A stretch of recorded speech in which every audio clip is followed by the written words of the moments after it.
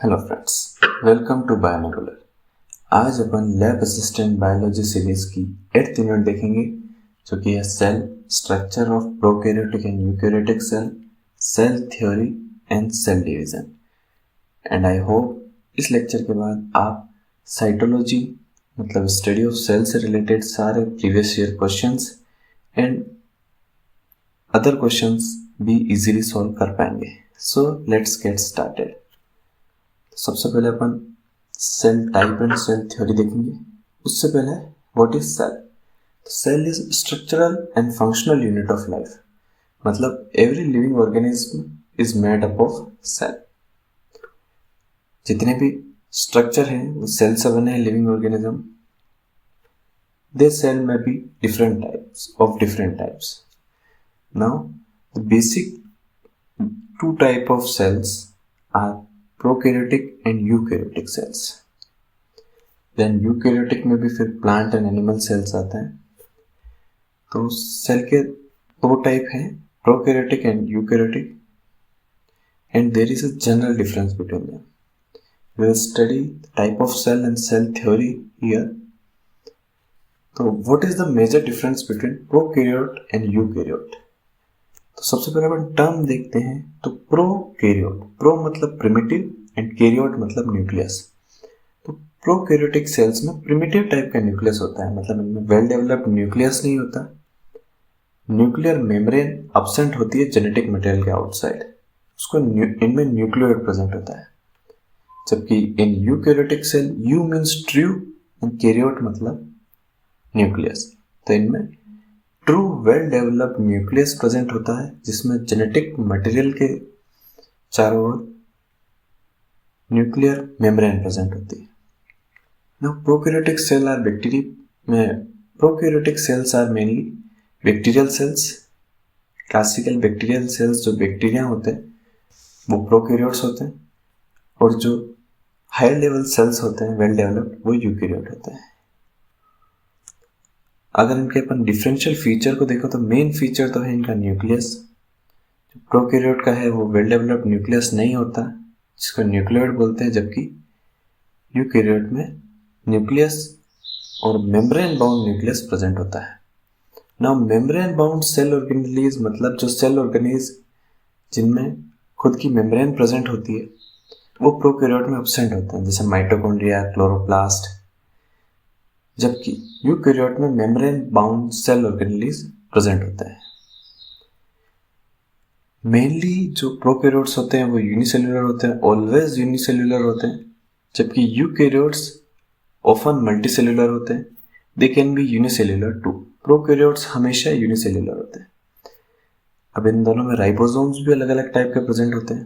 Prokaryotes में 70s ribosome present होते हैं, जबकि यूकैरियोट्स में 80s राइबोसोम प्रेजेंट होता है।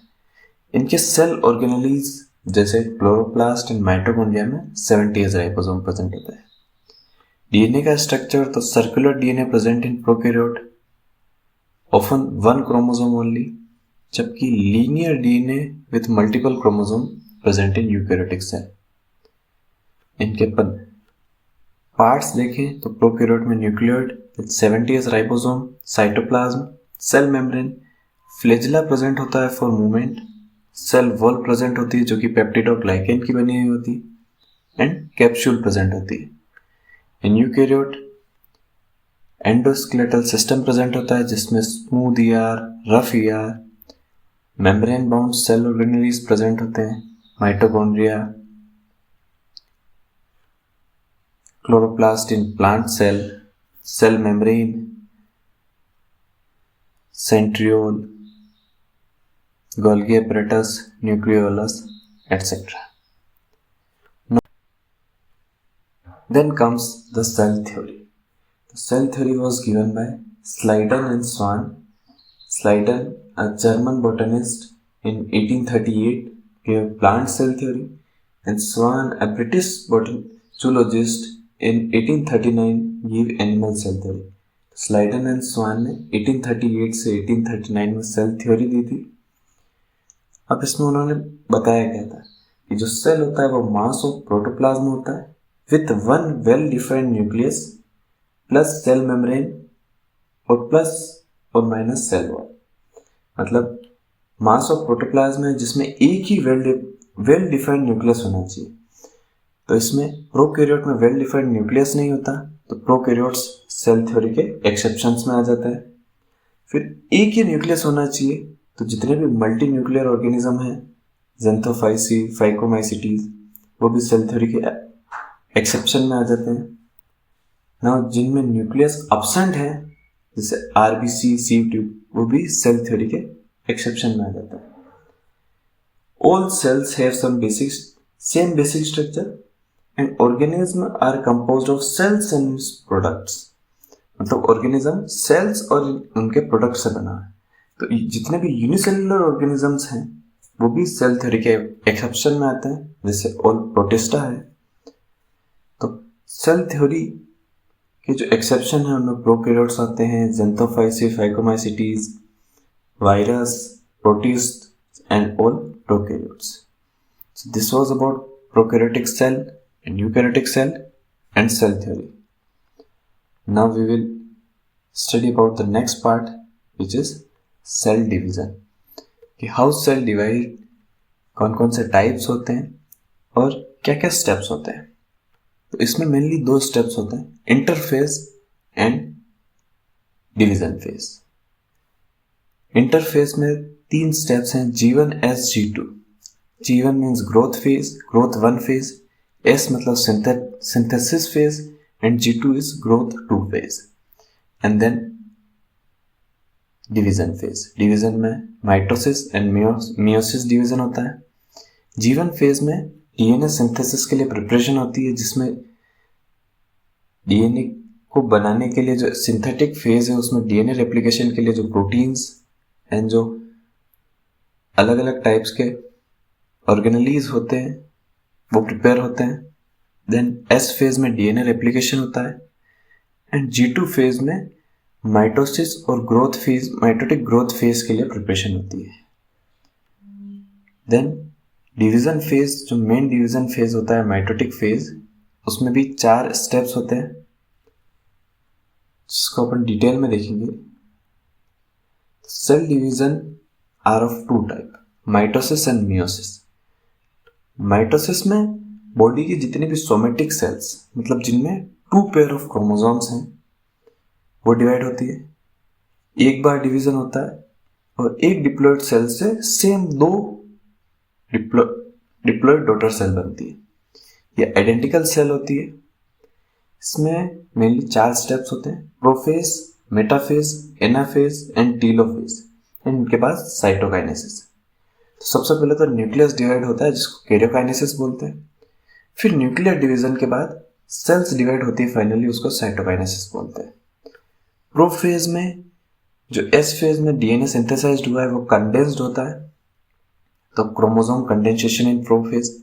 देन मेटाफेज में जो कंडेंस्ड क्रोमोसोम है वो मिड प्लेट पे अलाइन हो जाते हैं, जिसको इक्वेटर भी बोलते हैं, मिड प्लेट को, तो अलाइन एट इक्वेटर। फिर एनाफेज पे जो दोनों पोल्स पे सेंट्रियोल प्रेजेंट है, उनसे जो सिस्टर क्रोमेटिड्स हैं, मतलब क्रोमोसोम इसमें सेपरेट होते हैं, तो इसमें जो क्रोमोसोम प्लॉइडी है वो डबल हो जाती है। एंड फाइनली टीलोफेज में जो क्रोमेटिड सेपरेट हुए हैं, नाउ कम्स द मियोसिस। तो मियोसिस मेनली जो गैमेट फॉर्मिंग सेल्स होते हैं उनमें होता है। इसमें एक सेल से 4 हैप्लॉइड डॉटर सेल बनती है, मतलब एक डिप्लॉइड सेल से 4 हैप्लॉइड सेल्स बनती है। इनमें जो क्रोमोसोम नंबर है और प्लॉइडी है वो हाफ हो जाते हैं। मेल और फीमेल गैमेट्स बनते हैं, वो जब फ्यूज होते हैं तो अगेन प्लॉइडी नंबर डिप्लॉइड हो जाता है। इसमें जो सबसे मेन पार्ट है या फिर जो प्रोसेस है वो है प्रोफेज फर्स्ट। मियोसिस 2 फेज में होती है, meiosis first and meiosis second. Meiosis first जिसमें जो क्रोमोसोम होते हैं उनमें क्रॉसिंग ओवर होता है, तो वो सेपरेट होते हैं, तो it is basically mitotic type. इसमें सिर्फ जो क्लोज्ड ओवर क्रोमोसोम है वो सेपरेट होते हैं, नॉट रिडक्शनल डिवीजन। जबकि meiosis second is reductional division, उसमें प्लॉइडी और क्रोमोसोम नंबर हाफ हो जाते हैं। इसमें प्रोफेज फर्स्ट में 5 पार्ट होते हैं, 5 प्रोसेस होती है, leptotene, zygotene, pachytene, diplotene and diakinesis.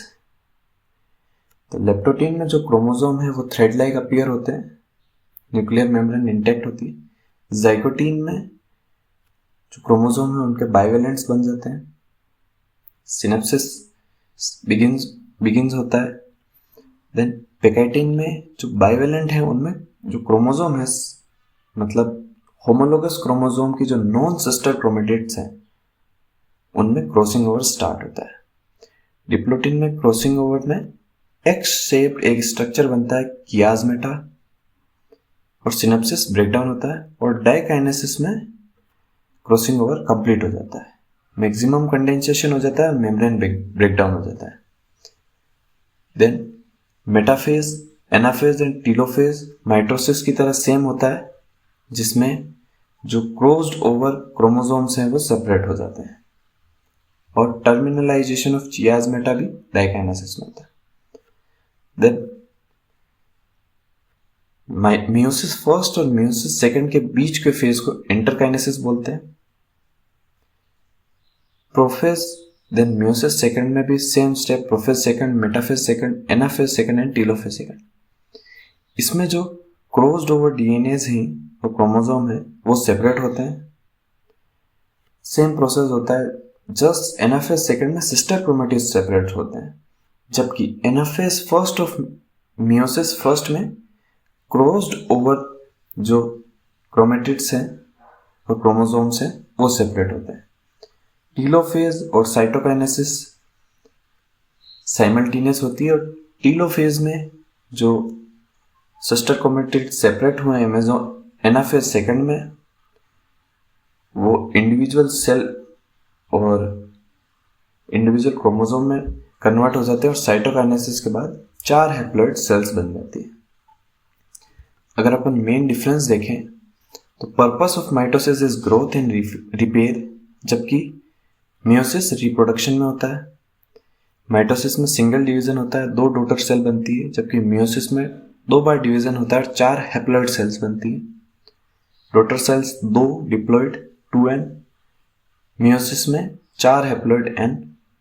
Genetic variation mitosis में नहीं होता है बिकॉज इसमें क्रोमोसोम के बीच में क्रॉसिंग ओवर नहीं होता, जबकि मियोसिस में जेनेटिक वेरिएशन होता है क्योंकि क्रोमोसोम के बीच में क्रॉसिंग ओवर होता है। तो मेन जो क्वेश्चन रिलेटेड थिंग्स हैं उनमें याद करनी है तो वो है कि एक्स शेप चियाज्मेटा डिप्लोटीन में बनता है, क्रॉसिंग ओवर पेकाइटिन में होता है, मियोसिस में क्रोमोसोम डिप्लॉइडी हाफ हो जाती है, प्लॉइडी हाफ हो जाती है, माइटोसिस में डिप्लॉइडी हाफ नहीं होती। So this was about cell division, mitosis and meiosis, their processes and interface, types of cell theory. Thank you for watching. Please like, share and subscribe.